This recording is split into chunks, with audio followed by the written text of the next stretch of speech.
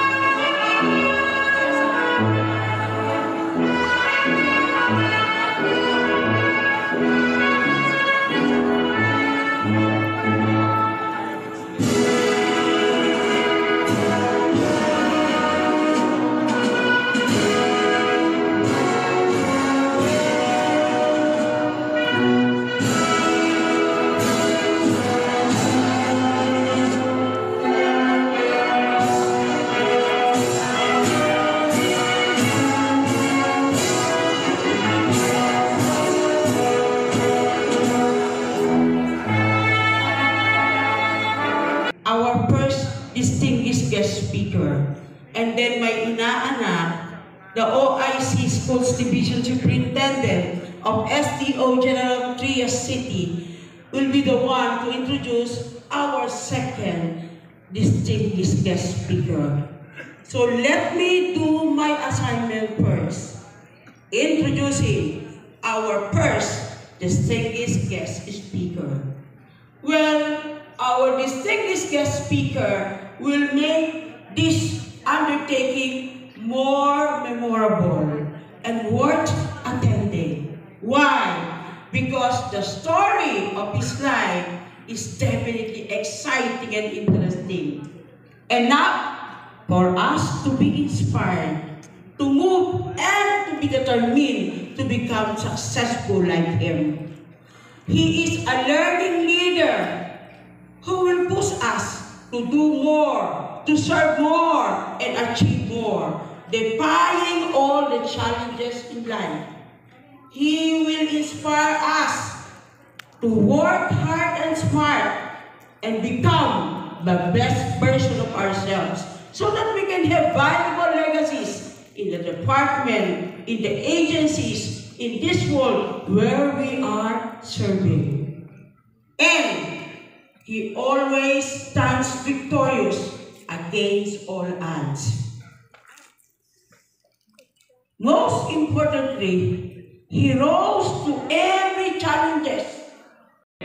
May kasama pa pong bashing galing po sa nagpapautang. A classic line goes like this: paaral ka ng paaral sa anak mo, wala ka namang pera. Ito po ang narinig natin sa mga nagpa-5-6 o pinauutangan natin. A 1,000 loan will be repaid in a month with a 200 peso interest plus the ridicule of the lender. Sa ating po mga anak, sasabihin lang natin, okay na po ina, don't worry, mag-aaral po ako mabuti. All these things would come back as I remember the same struggles I had when I was a child. Your journey may be similar to mine. The only difference is that this happened more than 3 decades ago. When I share my story with my children, tatlo po yung anak ko. The oldest is 35, who is an English teacher in Texas. Ang asawa po niya is an English teacher. My second son is also a teacher, a PE teacher in Texas. Ang asawa po niya is ang math teacher. At ang bunso ko pong anak ay 21 years old, katatapos lang po last December from University of Texas. So pag sineshare ko po ang aking istorya sa kanila, they would joke that I had already told it thousands of times. But I'd like to share it with you because it's a story of overcoming challenges, of resilience and perseverance. I am a true-blooded responsibility. Embrace this achievement, but remember, the journey doesn't end here. Continue to seek knowledge, stay curious, and evolve throughout your lives. This is not the end of your journey, but the beginning of new adventures.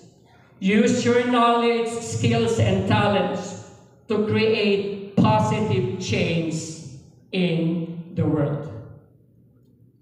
As you embark in this new chapter, dear graduates, remember the lessons you've learned and the support you have received. Let them be your guiding principles as you navigate your future. The world needs your unique talents and perspectives. Don't be afraid to take risks, embraces challenges, and leave work. Sa isang munting sampalok na nasa lupa, doon ko unang pinasasalamatan kung sino man ako ngayon. Siguro po kayong lahat, mga magulang, dear graduates, may isang bagay na magbibigay sa inyo ng isang pag-iisip na kailangan kong gawin to. Pwede po siyang sampalok ulit, pwede po siyang isang candy, pwede po siyang tinapay, pwede po sigurong pagkain na hindi natin makain dahil sa kahirapan. To the class of 2025, I wish you all the best on your future. I am so proud to have shared this journey with you. Maraming salamat po sa inyong lahat.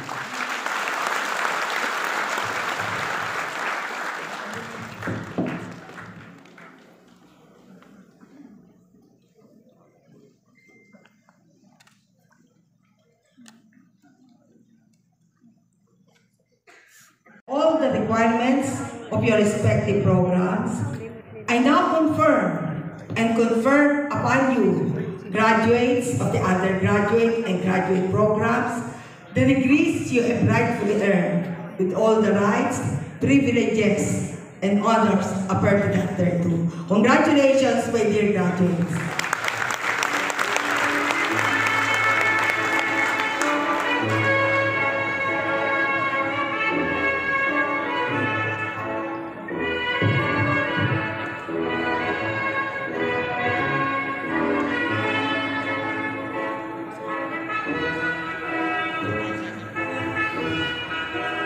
Once again, congratulations. Give yourselves a big round of applause.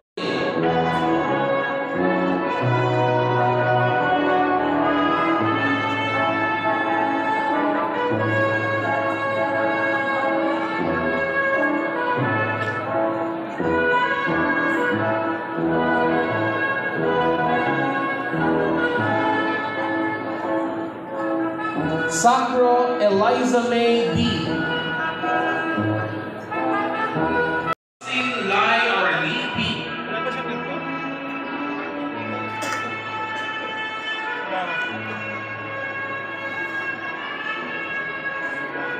Pilos Arman L.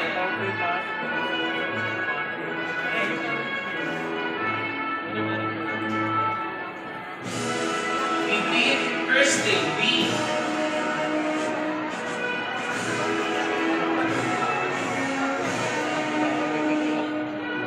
Provenzano Sudwell S.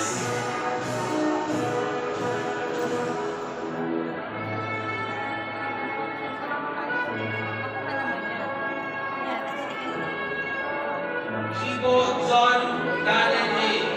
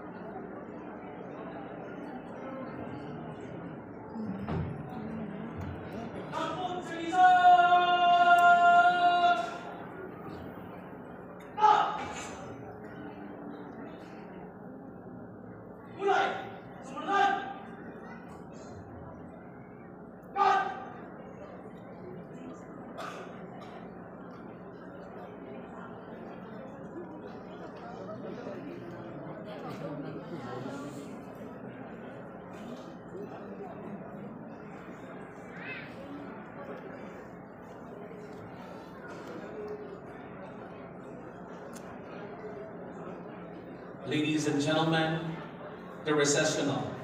The audience is required to remain seated until the guests of honor, Board of Trustees, administrative officials, and faculty members have left the stage. Once again,